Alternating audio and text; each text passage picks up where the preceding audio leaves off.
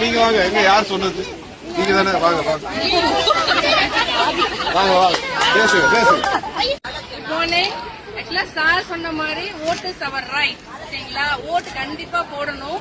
அது யாருக்காவது ஒருத்தருக்கு போடணும், போட்டே ஆகணும். ஓட்டு போடாம வீட்டுல இருக்க கூடாது. அன்னைக்கு ஒரு நாள் ஹாலிடே கொடுக்கறதே நம்மளோட ஓட்டுரிமைக்காகத்தான். வீட்டுல உட்காந்து டிவியா ஜாலி பாக்கிறதுக்கு எல்லாம் கிடையாது. கண்டிப்பா பூத்துல போயிட்டு அவங்களோட ஓட்டை கண்டிப்பா பதிவு பண்ணணும்.